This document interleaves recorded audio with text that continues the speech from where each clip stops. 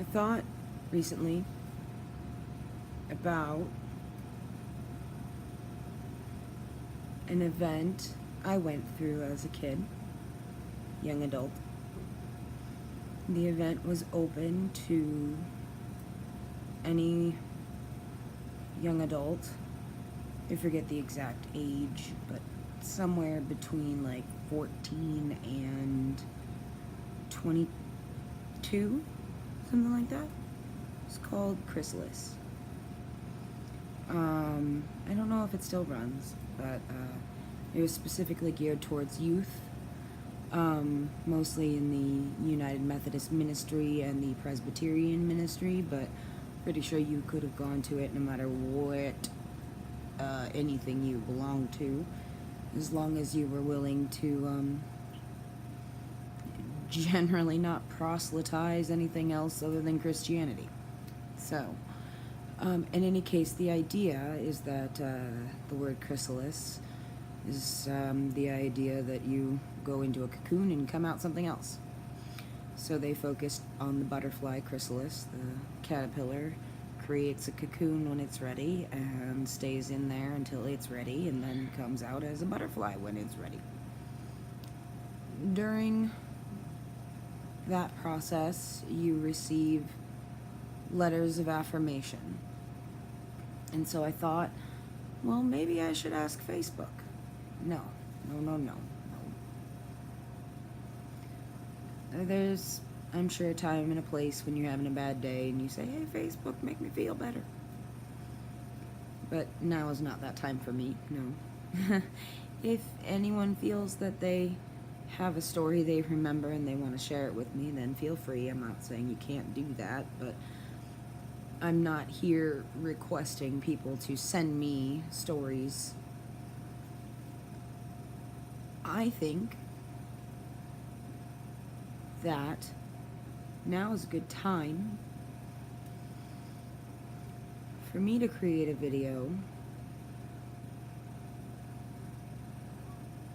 where I try and remember things that I have done.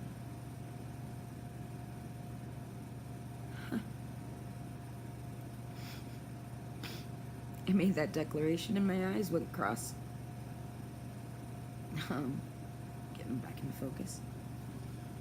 My left eye just really doesn't want to focus. It's a really difficult thing for me to self-affirm, to self-congratulate, pat myself on the back, especially without an ounce of sarcasm, without an ounce of self-condemnation.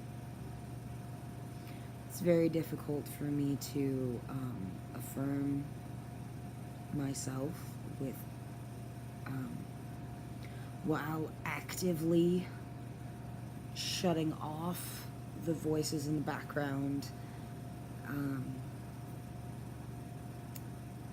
that want to poke and prod at the details of the accomplishment. So,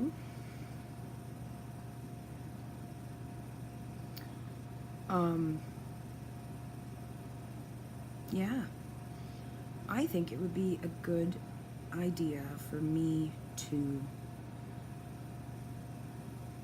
tell a few stories where I showed a particular amount of tenacity and perseverance. The inspiration was this.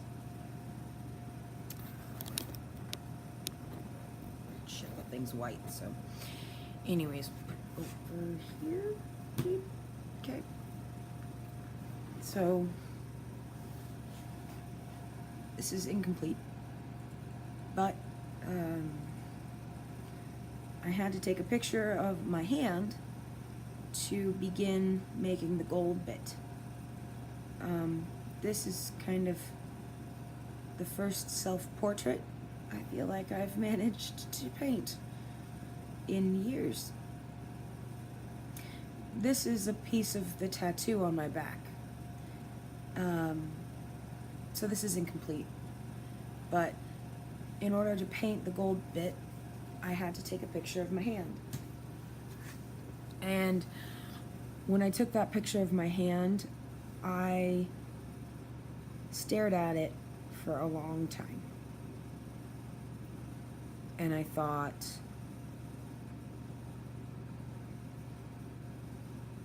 I have done a lot of things with this hand. I've built a lot of things. I'm pretty sure I've changed some lives. If I am perfectly honest with myself, I think I have. With 2 fairly small hands, I have done a lot of things. I have made a lot of art, and I have strove to do as much good as I possibly can.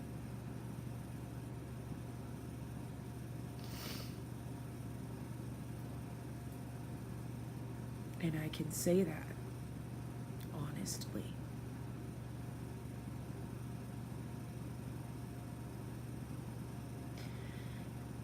So I'm going to try and tell some of those stories, and I think I want to hang on to those, because I do re-listen to these videos, and that helps me to hear my own voice and to hear my own words.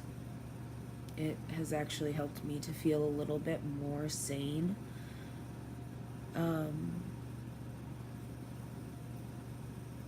So yeah, I'm hoping that that positive energy will help me connect more to the positive things that I have done, and remind me, and help me get to that better place, and remember where that better place was, and that I was there, and that is still me, and I am still here. It's just tired. That person is tired.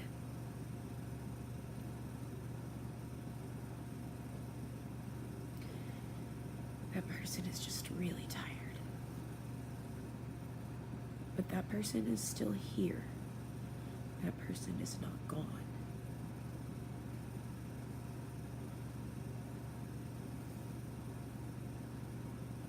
I'm going to remind her of what she's capable of.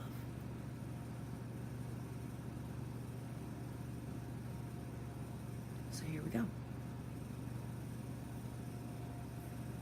There was one summer where I ended up spending probably half of it at summer camp, and not as a camper, but as a counselor. There are a lot of silly details to that summer, but there are 2 that stand out. I think it was the second camp of the summer that both of these details belong to. And the first was when you get your camp cabin, you get a list, and you stand in a field, and all the campers stand in a line, and then they stand in a second line, and in the first line they get their cabin assignment. In the second line they give all of their meds to the nurse, and And then they come and they find their counselor. And the counselor gets a list of their campers, so you check them off as they come.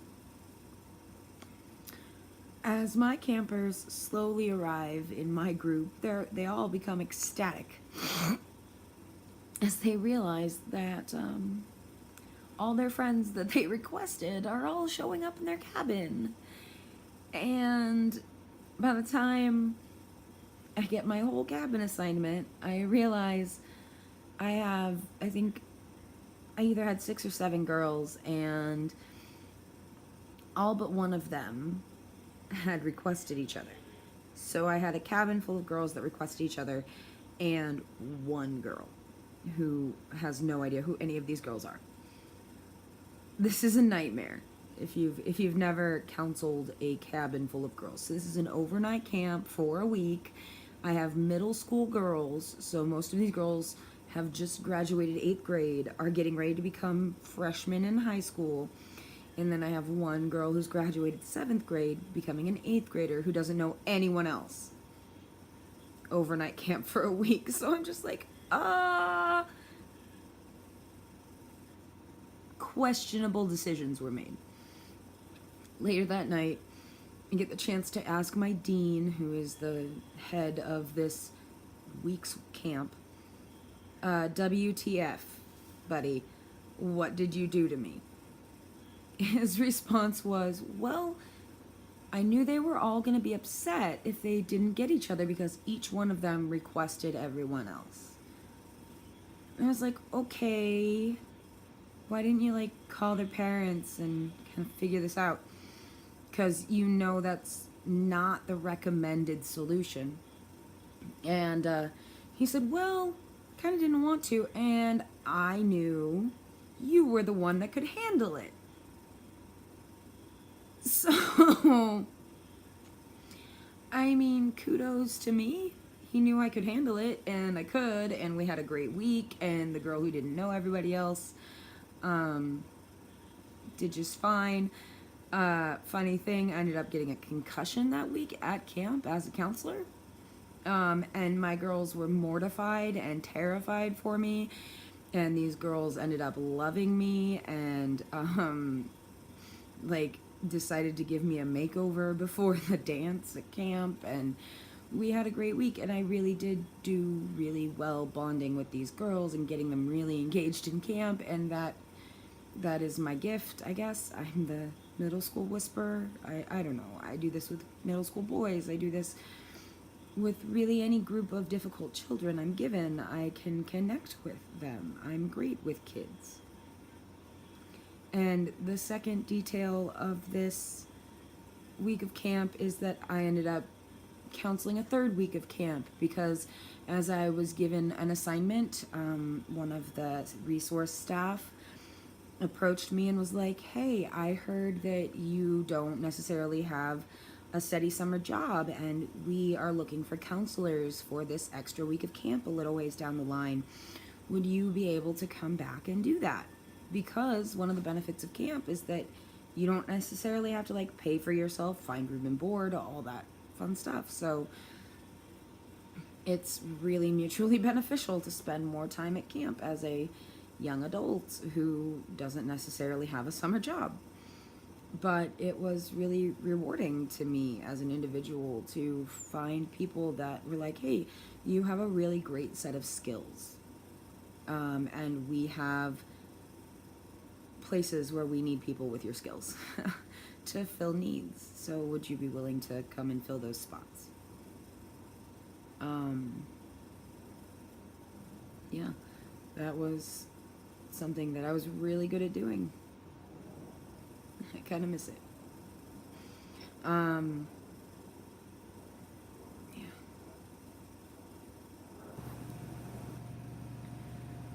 When I look at that picture, the next thing I think about is building and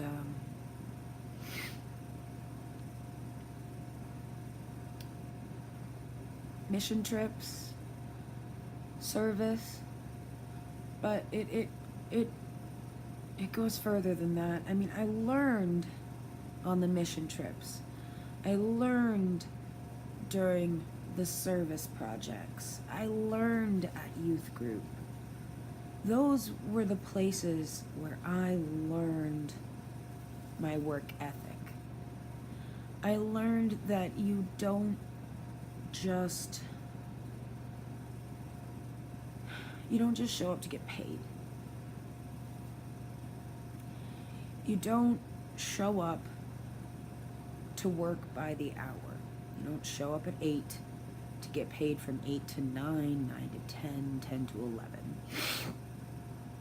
You work from 6:15 to 2:45, but you show up to complete a job. You get there at the time you need to get there to start your shift at the time your shift starts. So you're not supposed to show up at 6:15 if your shift starts at 6:15. Show up at 6 so that you can start your shift at 6:15. Right? Okay, fine. So I feel like that's one of the things I learned from youth group and mission trips and so on and so forth. I feel like I also learned how to work. So we, not like anybody stood behind us cracking the whip. Somebody might have stood behind us with a squirt gun. Like, go, monkey, go! Maybe not monkey. Maybe donkey. You know, like in the Shrek voice. I don't want to imply that there were any racist undertones or anything. Our youth group was a very safe and educated place. Various safe sanctuary policies. The United Methodist congregation, especially on the West Coast, is a very forward-thinking place, and we were a reconciling congregation, which includes the rainbow flag. If that gives you any idea what reconciling means, you can pause and look it up if you want. But in any case, monkey was a poor choice of words on my part there. I'm overthinking this and rabbit holing. I was trying to imply that there was a sense of fun, but also a sense that we did need to get the job done. So I would say that the thing I fought the hardest with my youth leaders on when it came to working was, do I really have to wear a sleeve shirt? Why can't I wear a tank top? I loved working. What, you want me to mix cement? I have to use a shovel? I can't use my hands? Cool. How do I cut rebar? I can't use the blowtorch? That sucks. You mean I have to wear this hard hat when I climb this giant ladder, but I can't see as well? Okay, fine. Safety. These were the kinds of arguments I had. I loved to work. And so I really learned this work ethic that you did what you had to do to get the job done. It didn't matter how messy it was. It didn't matter how hard it was. And even at 13, 14, 15, 16, I was strong enough to do these adult jobs. So I really did learn how to work. I learned how to create. I learned how to build. And then as I moved on in life, I applied these skills to the various jobs I did. And I loved doing it. I built so many things. I joined an equestrian guild that worked in the local Renaissance fairs. My mom hated it.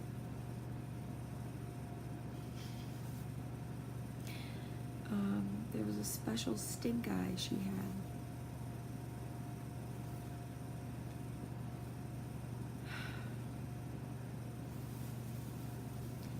Whenever she knew that's where I was going.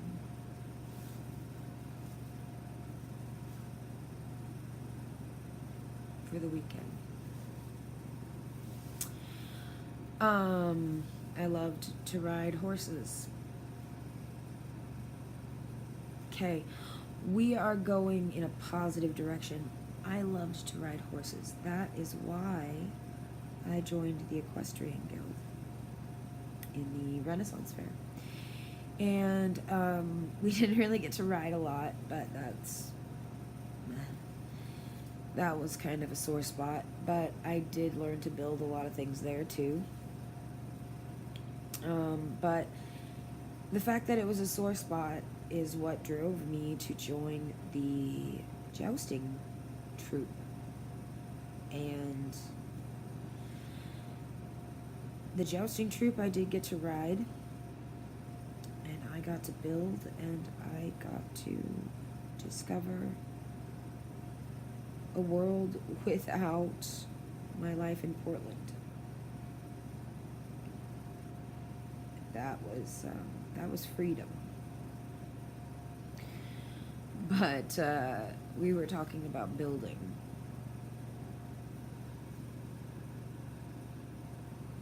But oh man, I rabbit holed really bad there. So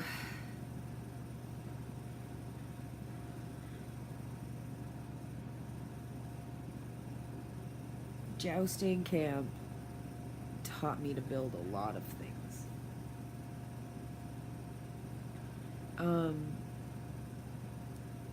But because it wasn't linked to life in Portland, I relaxed. And because it wasn't linked to youth group, I relaxed a little more. There was a little bit more of me that could come out. I am a crass person. I'm not saying that negatively. I'm trying to stay away from negativity.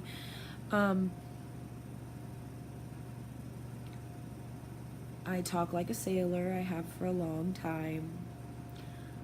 But I also really enjoy not having to put very many filters on myself. And so Joust Camp was a really nice place for me to let loose. And there was a very similar feel to youth group in terms of the mission trips. So not necessarily youth group, so we'll just say the mission trips. Because during the mission trip, you had a very team-oriented goal. You had a goal to reach by the end of the week, and in Joust Camp, you had a goal to reach by the end of the week. And you lived with these people. You stank with these people. And you traveled with these people. So that's where the similarity ends. I just don't want anybody to think I'm comparing Joust Camp to a religious experience, because I don't want anybody to go on the road with the Renaissance Fair and expect it to be a religious experience, because it in some ways is, but in the absolutely opposite direction, and you will not receive the same treatment. Yeah, don't go there. At least not without educating yourself. So, I think I've safely gotten my brain out of a negative space. I'm gonna aim to maybe get one more of these positive stories in. Yeah. I remember, God, we must have been 17 or 18.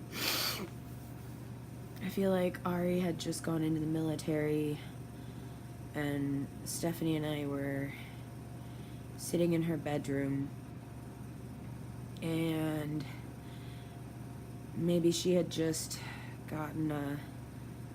made her decision what college she was going to. We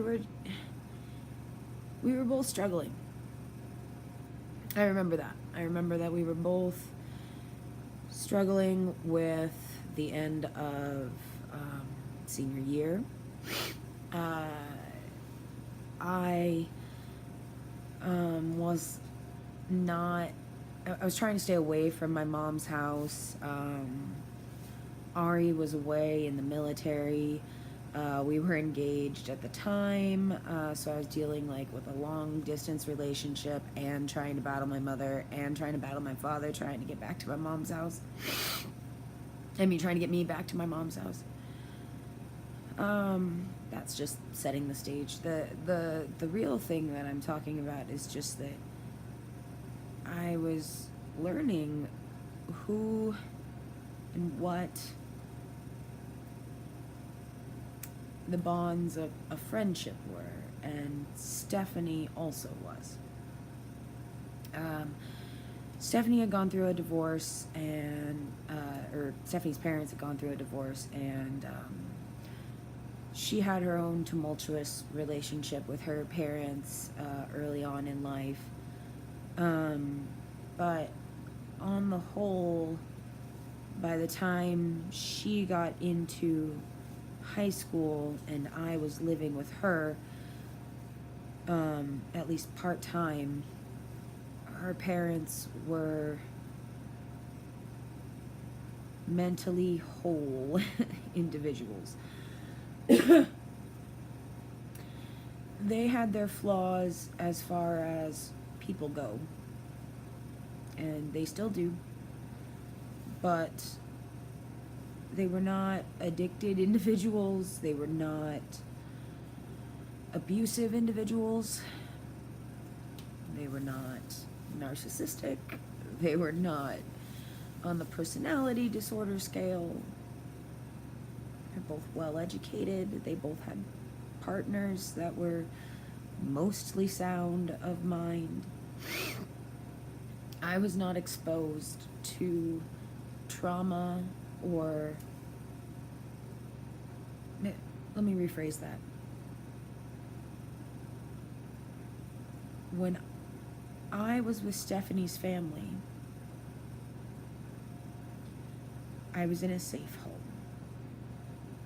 And Stephanie had grown up in that safe home for enough years that she felt safe when we were there. But when we were having this conversation, I went down a rabbit hole.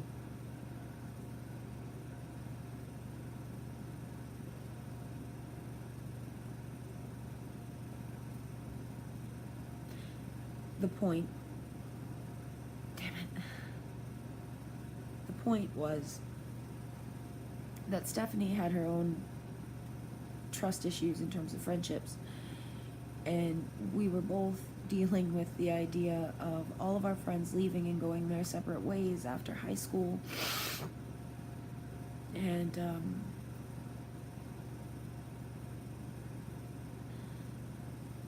I remember having the conversation with Stephanie. She said, everyone I've ever been friends with has left me, or has abandoned me, or has gotten sidetracked, or the next best thing has come up and I've been left behind. But no matter what has happened, no matter how many fights we've gotten in, no matter how hard I have pushed you, you've never left. You refuse to go.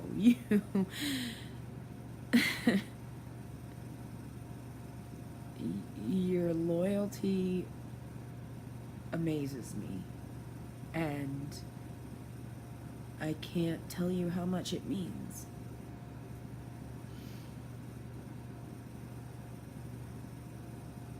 And that meant a lot to me. We're still friends. And we went through a lot of bullshit from then till now. It's been 12 years? I don't know, that's a guess. But I remember during that conversation, I told her, I'm not gonna leave. I mean, you can rest assured. And she basically said, I want to believe that. And I just don't know if I can. I hope that's okay with you. And I said, I can appreciate that. Just know that I won't leave. And she put that to the test. She pushed everybody away, to her own admission,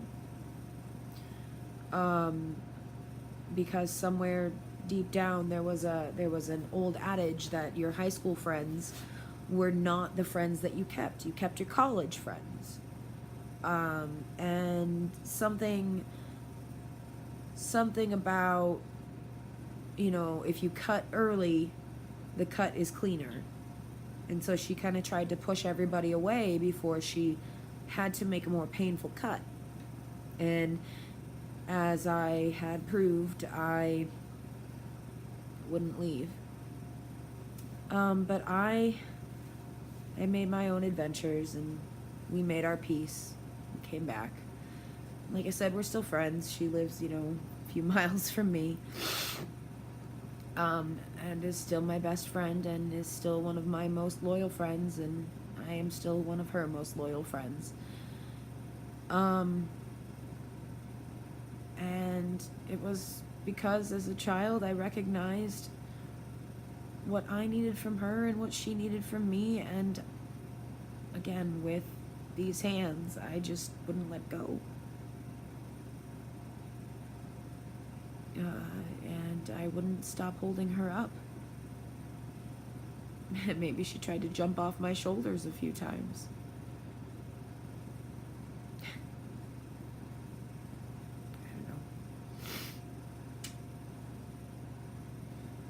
don't know. But when I look at that picture, I definitely think of that friendship.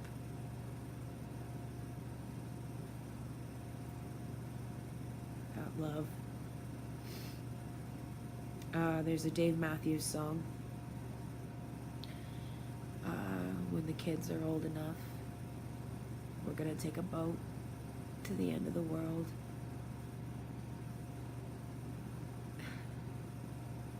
That's the two of us.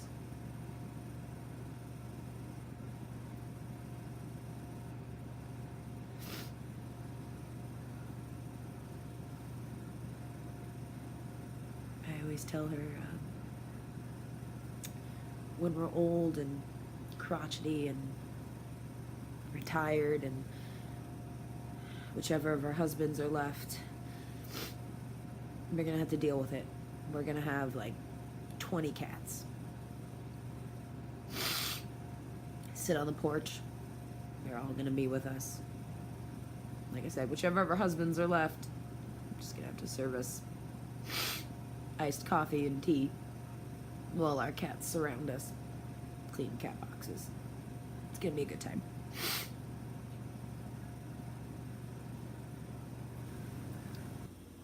What have my hands done? What have they built? What have they created? I asked myself those questions. I looked at that picture. I had a lot of answers, but that's not what was nagging me. I looked at the I looked at the picture a little harder. I closed my eyes. I asked myself, what about that is calling to you? What about this empty hand are you trying to fill? You know it should be filled with something. It's empty, and you know you filled it with something. It's held on to something.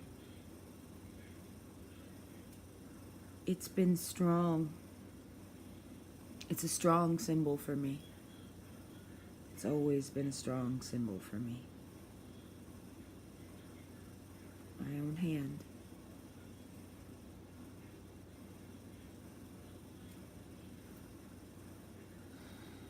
Waiting. I imagined what might fill it. The tattoo on my back is a flame. I used to see a flame burning brightly, like the burning bush that Moses saw, on fire but not consumed. Right now, that flame is very small. It's not gone, but that's not what I saw filling this. It's not what I was trying to fill it with. When I closed my eyes, I asked myself, what does this hand hold? At first, I saw dirt. And there's a metaphor I've been thinking a lot about, and that's that a flower doesn't grow from something nice. It doesn't grow from something beautiful. It grows from dirt. It grows from shit. It grows from a mud pie. A beautiful flower grows from dirt. It grows from striving to grow up through that dirt towards the sunshine. It has to fight. It has to work hard. And then eventually it blooms and it becomes something beautiful. Reaching for that sunshine. That's a metaphor I've held on to. But still, that's not what I was trying to fill this hand with. So I closed my eyes and I kept trying to visualize, what about this open hand? What was I trying to remind myself that I had filled this hand with?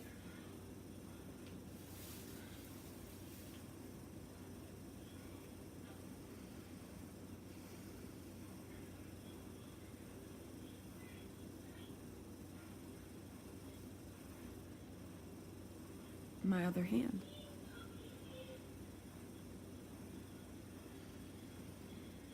It's been bothering me a lot that people continue to ask me to sit and wait. But the strongest symbol I can come up with right now is that I have held my own hand for a long time. I've been strong enough to remember that I can handle waiting. I've done it before. It hurts. It's hard. I hate it.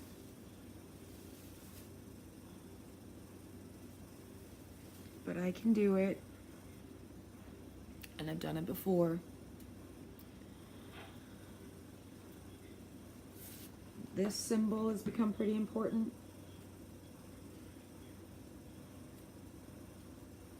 Like I said, it's almost a self-portrait right now. It looks like I'm giving myself a hug. And I think that's why. Because not only am I holding my own hand, but I'm giving myself inside that hug.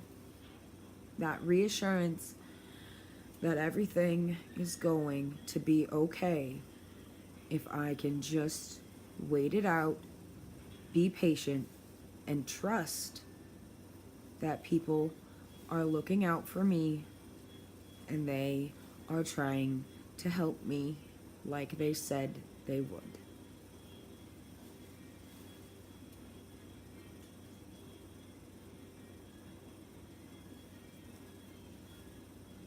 I can hold my own hand. I have done it before. I can still do it now.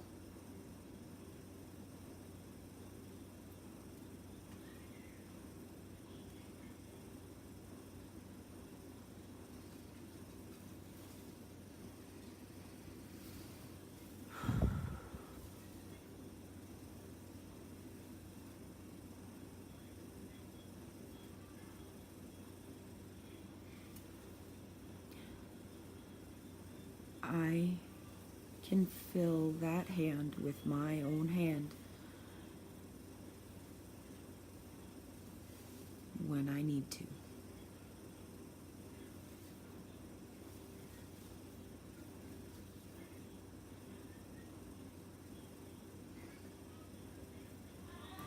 And with that, I will say thank you for listening. Please be gentle with your advice. Know that poking holes in the boat is easier than trying to keep a boat with holes afloat. I poke new holes in my boat daily. My boat is quickly sinking. I live at the bottom of the sea, as it were. But I do thank you for listening. And I do thank you for the advice you're willing to give. I gotta go try and get that kid to take a nap. Thank you for listening.